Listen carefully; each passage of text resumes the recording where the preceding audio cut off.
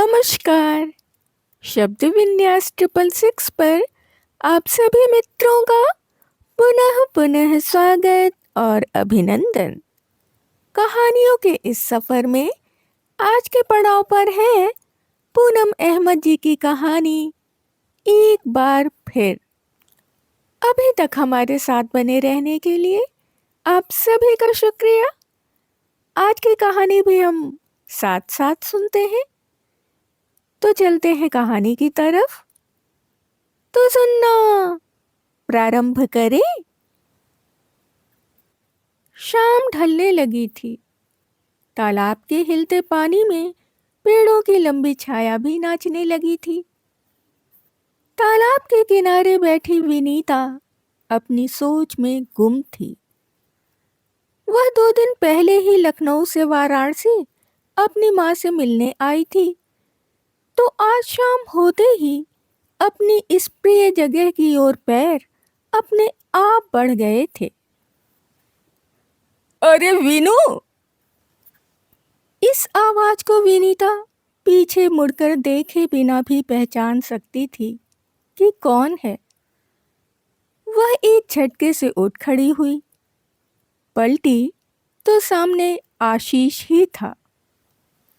आशीष बोला, कैसी हो? कब आई? 2 दिन पहले, वह स्वयं को संभालती हुई बोली। तुम कैसे हो?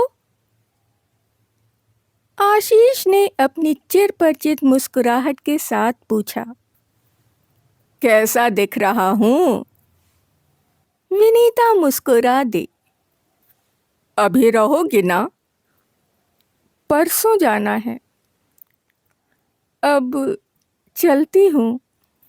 थोड़ा रुको, माँ इंतजार कर रही होंगी। कल इसी समय आओगी यहाँ? हाँ, आऊंगी। तो फिर कल मिलेंगे।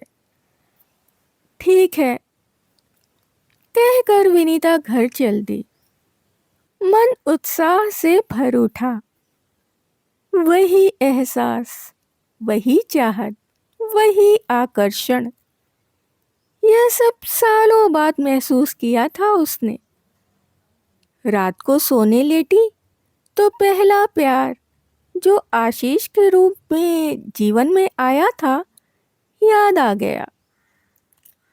याद आया वह दिन जिस दिन आशीष के दहेज लोभी पिता के कारण उनका पहला प्यार खो गया था।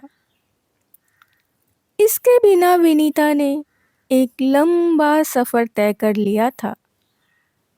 कैसे जी लिया जाता है पहले प्यार के बिना भी, यह वही जान सकता है जिसने यह सब झेला हो।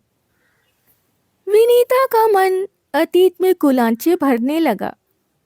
आशीष के पिता ने एक धनी परिवार की एकमात्र संतान दिव्या से आशीष का विवाह कर अपनी जिद पूरी कर ली थी, और फिर अपने माता पिता की इच्छा के आगे विनीता ने भी एक आज्ञाकारी बेटी की तरह सिर झुका दिया था। विवाह की रात विनीता ने जितने आंसू थे आशीष की याद में बहा दिए थे। फिर वह पूरी ईमानदारी के साथ पति नवीन के जीवन में शामिल हो गई थी, और आज विवाह के 8 सालों के बाद भी पूरी तरह नवीन और उसकी बेटी अनिका के साथ गृहस्थी के लिए समर्पित थी। इतने सालों में मायके आने पर 1-2 बार ही आशीष से सामना हुआ था, और बात बस औपचारिक हालचाल पर ही खत्म हो गई थी। कई दिनों से विनीता बहुत उदास थी। घर, पति, बेटी, रिश्ते नाते, इन सब में उलझी, खुद समय के किस फंदे में उलझी जान नहीं सकी। अब जान सकी है कि दिल दिमाग के स्तर में समानता ना हो तो प्यार की बेल जल्दी सूख जाती है। उसे लगता है दिन ब दिन तरक्की की सीढ़ियां चढ़ता नवीन घर में भी अपने को अधिकारी समझने लगा है और पत्नी को अधीनस्थ कर्मचारी। उसकी हर बात आदेशात्मक लहजा लिए हुए होती है, फिर चाहे वे अंतरंग पल ही क्यों ना हो। आज तक उसके और नवीन के बीच भावनात्मक तालमेल नहीं बैठा था। नवीन के साथ तो तसल्ली से बैठकर दो बातें करने के लिए भी तरस जाती है वह। उसे लगता है जैसे उनका ढीला पड़ गया प्रेम सूत्र बस औपचारिकताओं पर ही टिका रह गया है। नवीन मन की कोमल भावनाओं को व्यक्त करना नहीं जानता। पत्नी की तारीफ करना शायद उसके अहम को चोट पहुंचाता है। विनीता को अब नवीन की हृदयहीनता की आदत सी हो गई थी। अतीत और वर्तमान में विचरते हुए विनीता की कब आंख लग गई पता ही ना चला। कुछ दिन पहले विनीता के पिता का देहांत हो गया था। अगले दिन अनिका को माँ के पास छोड़कर विनीता थोड़ी देर में आती हूँ कहकर तालाब के किनारे पहुंच गई। आशीष वहां पहले से ही उसकी प्रतीक्षा कर रहा था। उसके हाथ में विनीता का मनपसंद नाश्ता था। विनीता हैरान रह गई, पूछ बैठी, तुम्हें आज भी याद है? आशीष कुछ नहीं बोला, बस मुस्कुरा कर रह गया। विनीता चुपचाप गंभीर मुद्रा में एक पत्थर पर बैठ गई। आशीष ने विनीता को गंभीर मुद्रा में देखा तो सोच में पड़ गया कि वह तो हर समय हर जगह हंसी के फुहार में भीगती रहती थी। सपनों की तितलियां, चाहतों के जुगनू उसके साथ होते थे। फिर आज वह इतनी गंभीर क्यों लग रही है? क्या इन सालों में उसकी हंसी, वे सपने, वे तितलियां सब कहीं उड़ गए हैं?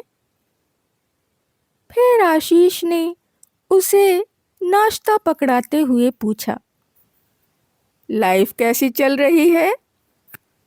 ठीक ही है, कहकर विनीता ने गहरी सांस ली। ठीक ही है या ठीक है, दोनों में फर्क होता है, जानती हो ना?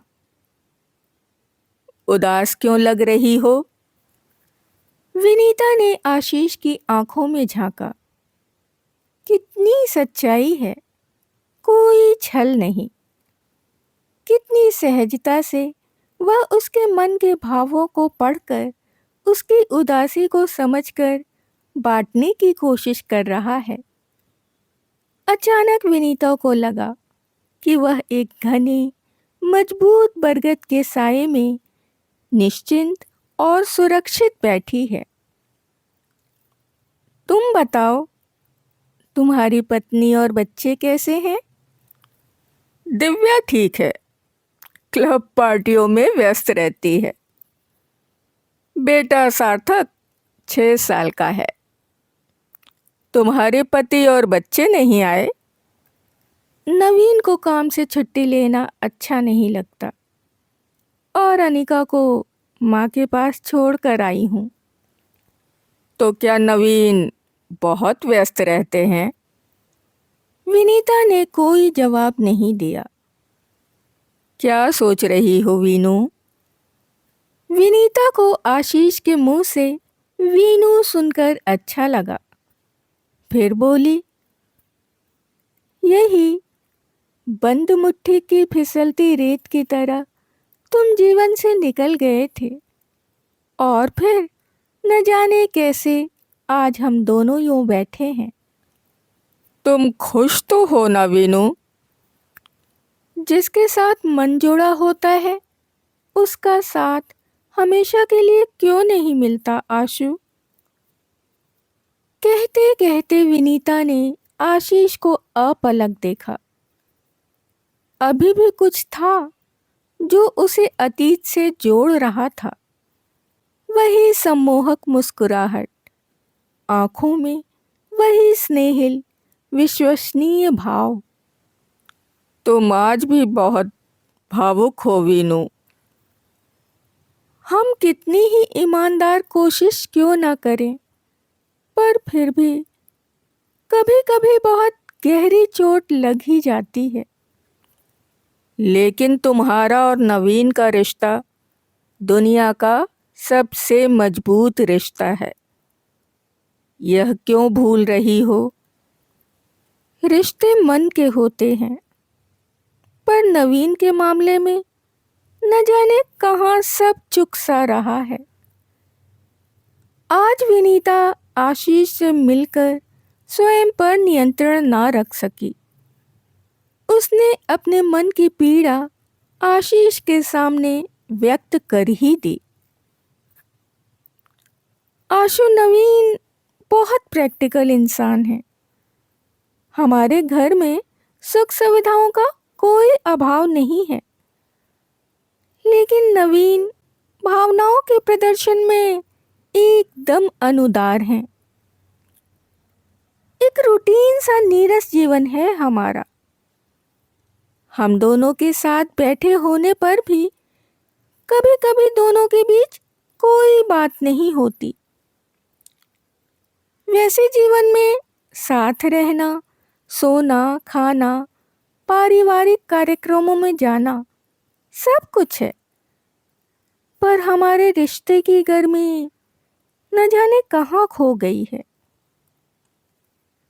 मैं नवीन को अपने मन से बहुत दूर महसूस करती हूँ। अब तो लगता है नवीन और मैं नदी के दो किनारे हैं, जो अपने बीच के फासले को समेट नहीं पाएंगे। आज पता नहीं क्यों तुमसे कुछ छिपा नहीं पाई, पर हमें फिर भी उस फासले को पाट कर उनके पास जाने की कोशिश करनी होगी वीनू। मुझे अब तकलीफ नहीं होती, क्योंकि दिव्या के अहम के आगे मैंने हथियार डाल दिए हैं। उसे अपने पिता के पैसों का बहुत घमंड है और उसकी नज़रों में मेरी कोई हैसियत नहीं है। लेकिन इसमें मैं कुछ नहीं कर सकता। इन स्थितियों को बदला नहीं जा सकता। हमारा विवाह जिससे हुआ है, इस सच को हम नकार नहीं सकते। नवीन और दिव्या जैसे हैं, हमें उन्हें वैसे ही स्वीकार करना होगा। उन्हें बदलने की कोशिश करना मूर्खता है। बेहतर होगा कि हम उनके अनुसार स्वयं को ढाल लें, वरना सारा जीवन कुर्ते खींचते और बहस में ही गुजर जाएगा। लेकिन क्या यह समझौता करने जैसा नहीं हुआ? समझौते में खुशी व प्यार कहाँ होता है? आशीष से विनीता की उदासी देखी नहीं जा रही थी, अतः उसे समझाते हुए बोला, समझौता हम कहाँ नहीं करते वीनू। ऑफिस से लेकर अपने मित्रों, पड़ोसियों, रिश्तेदारों के साथ हर जगह, हर मोड़ पर हम एडजस्ट करने के लिए तैयार रहते हैं, और वह भी खुशी खुशी। तो फिर इस रिश्ते में समझौता करने में कैसी तकलीफ, जिसे जीवन भर जीना है।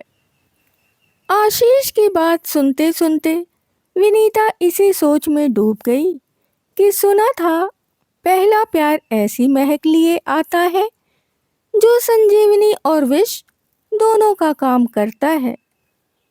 मगर उन्हें अमृत नहीं, विष मिला, जिसके घूंट वे आज तक पी रहे हैं।